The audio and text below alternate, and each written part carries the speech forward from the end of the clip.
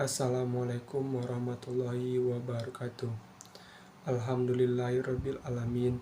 Assalatu wassalamu ala asrofi anbiya wal mursalin wa ala alihi wa sahbihi ajmain, amma ba'du. Yang saya hormati Bapak Hervin Yongki Pradikta selaku dosen mata pengampu mata kuliah Filsafat Hukum Islam dan teman-teman yang saya banggakan. Sebelumnya izinkan saya memperkenalkan diri. Nama Reci Gunawan, NPM 2121020091, Prodi Hukum Tata Negara kelas C. Baik, saya di sini akan menjelaskan tentang objek, dan kegunaan filsafat hukum Islam.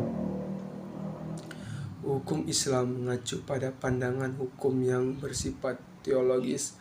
Artinya, hukum Islam itu diciptakan karena ia mempunyai tujuan.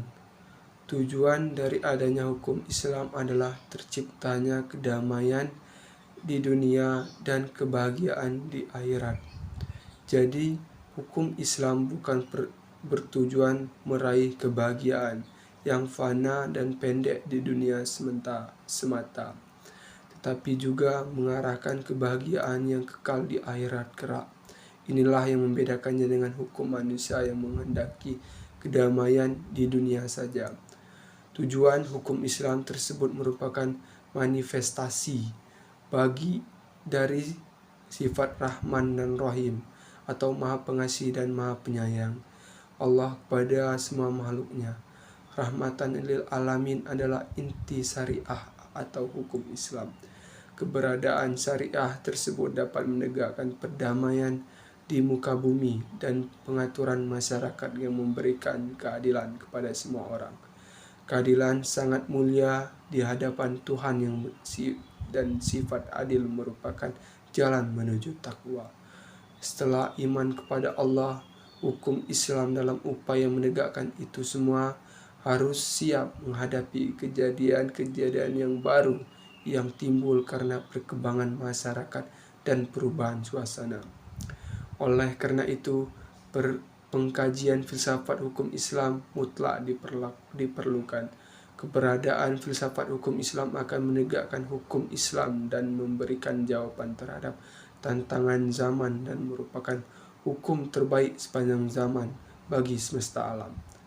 Sebagaimana dikemukakan sebelumnya, setidaknya ada 5 sistem hukum yang hidup dan berkembang di dunia, yaitu yang pertama, common law, yang juga dikenal dengan Anglo-Saxon.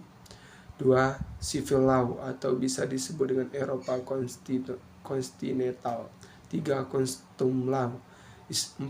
Islamic law. Dan yang kelima, sistem hukum sosialisi komunis.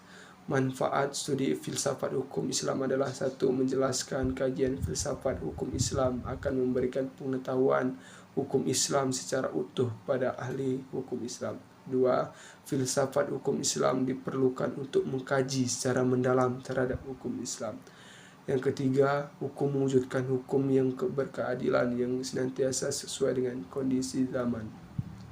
Keempat, mengkaji filsafat hukum Islam memungkinkan pemahaman Islam secara menyeluruh dengan ilmu-ilmu agama lainnya.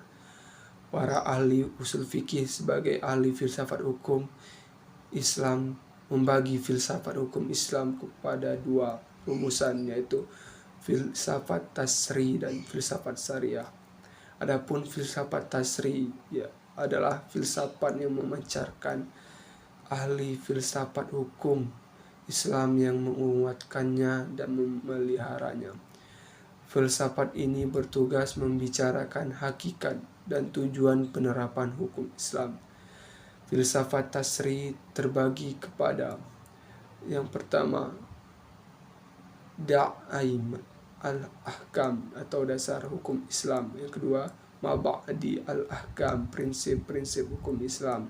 Yang ketiga, usul al-ahkam atau yang sering dikenal dengan pokok-pokok hukum Islam atau mashadir al-ahkam, sumber-sumber hukum Islam. Keempat, maqasid al-ahkam atau tujuan-tujuan hukum Islam. Yang kelima, qaid al-ahkam, kaidah-kaidah hukum Islam. Yang kedua, filsafat syariah, filsafat yang diungkapkan dari materi.